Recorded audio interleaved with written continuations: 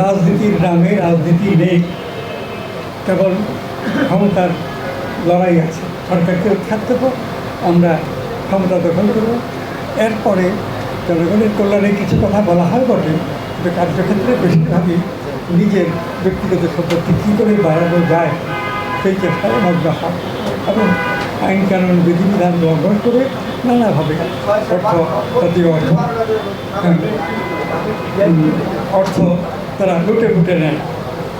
এই অবস্থায় আজকে যারা এই আয়োজন করেছেন একটা নতুন রাজনৈতিক দল গঠনের দিকে এগোচ্ছেন, আমি বলবো যে এটা একটা উদ্যোগ আমাদের সমাজের ভেতরে মানুষের নতুন রাজনীতি, নতুন রাজনৈতিক নেতৃত্ব কামনা করে লোকে। এইটা মনে রেখে বাংলাদেশের বাস্তবতা বিবেচনা করে কর্মসূচি তৈরি করে কাজ করতে হবে। প্রথমে আমাদের চেষ্টা হবে শান্তিপূর্ণ উপায়ে নিজেদের মন মত শিক্ষা এবং অন্য লোকদেরও মত শিক্ষা এটিকে পুনর্গঠিত করা এবং চিন্তার জগতে একটা পরিবর্তন আনা। পাশাপাশি গণ আন্দোলন দরকার, গণ আন্দোলনের মাধ্যমে যা আমরা চাই সেটা অর্জন করতে পারব। তো এই দিক থেকে আমাদের জানা মতে প্রকৃতপক্ষে কোনো দলই কাজ করছে না। এর মধ্যে আগে মিলিটারিদের হাতে ক্ষমতা করে যেত, এখন সিভিল সোসাইটি অর্গানাইজেশনের হাতে যাচ্ছে। মিলিটারিরা সে সরে যাওয়ার প্রতিশ্রুতি দিয়েই কাজ আরম্ভ করতেন, তারপরে কিছুকাল থাকতেন, আন্দোলন হতো, তারা চলে যেতেন। কিন্তু এখন যারা আসছেন তাদের তো চিন্তা ভাবনা সবটাই ভিন্ন রকম, এটা বলতে হবে। এবং নিজেদের যে দলীয় নীতি আদর্শ কর্মসূচি সেটা ঠিক মতো গ্রহণ করতে হবে এবং কার্যকর করতে হবে। আমি আশা করি আপনাদের এই উদ্যোগ সফল হবে। বাংলাদেশ কেমনভাবে গঠিত হওয়া উচিত, জাগ্রত বাংলাদেশ একটি তারুণ্য নির্ভর জাগ্রত বাংলাদেশ তরুণ নির্ভর রাজনৈতিক দল হিসেবে আগামী বাংলাদেশ বিনির্মাণে প্রত্যক্ষ ভূমিকা রাখার জন্য প্রস্তুতি নিচ্ছে। সেই প্রস্তুতির জায়গা থেকে জাগ্রত বাংলাদেশ ত্রয়োদশ জাতীয় সংসদ নির্বাচনে তার সম্ভাব্য প্রার্থীদেরকে আজকে ইফতার অনুষ্ঠানে উপস্থিত করেছেন সংগ্রামী সাথী বন্ধুগণ। আমরা আগামী বাংলাদেশকে একটা অংশীদারিত্বমূলক বাংলাদেশ, গণতান্ত্রিক বাংলাদেশ, 1971 সালে মহান মুক্তিযুদ্ধের যে অঙ্গীকার, সাম্য, মানবিক মর্যাদা, সামাজিক সুবিচার নিশ্চিত কল্পে যেটি দীর্ঘদিন 53 বছর অতিবাহিত হলেও কিন্তু বাস্তবায়িত হয় নাই। 2020 সালে জাগ্রত বাংলাদেশ পথ চলা শুরু করেছে।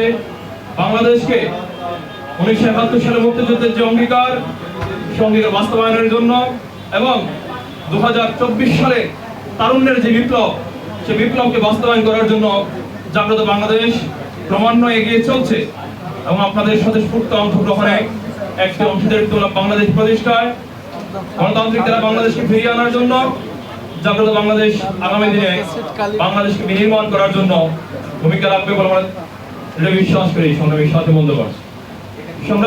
বন্ধুগণ, জাগ্রত বাংলাদেশের একটি মতবাদ হচ্ছে আমরা শতভাগ মানুষের সমান সুবিধা এবং ন্যায্য অধিকার বাস্তবায়ন করতে চাই। সংগ্রামী সাথী বন্ধুগণ, এদেশে যতগুলো রাজনৈতিক দল প্রতিষ্ঠিত হয়েছে বা যতগুলো সংগঠন কাজ করেন, আমরা বলতে চাই তারা খণ্ডিত মানুষের বা খণ্ডিত অংশের মানুষের রাজনীতি করে থাকে। আমরা বাংলাদেশের শতভাগ মানুষের রাজনীতি করতে চাই।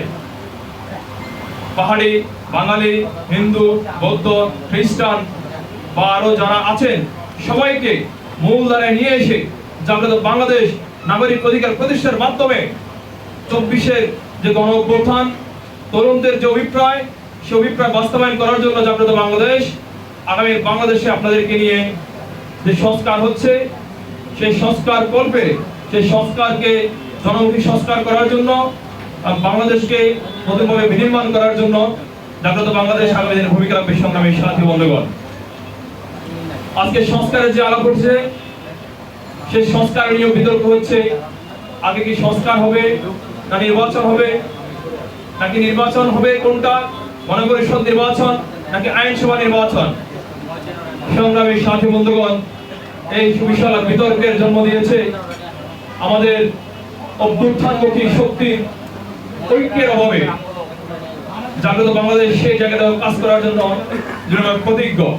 আমরা অভ্যুত্থানমুখী শক্তিগুলোকে একত্রিত করে সংস্কার করে আগামী বাংলাদেশকে জনমানুষের বাংলাদেশে পরিণত করার জন্য আজকে যেভাবে আইন শৃঙ্খলা পরিস্থিতি অবনতি ঘটছে, আজকে যেভাবে দর্শনের ট্রেন্ড দেখা যাচ্ছে, আজকে যেভাবে মবের ট্রেন্ড দেখা যাচ্ছে।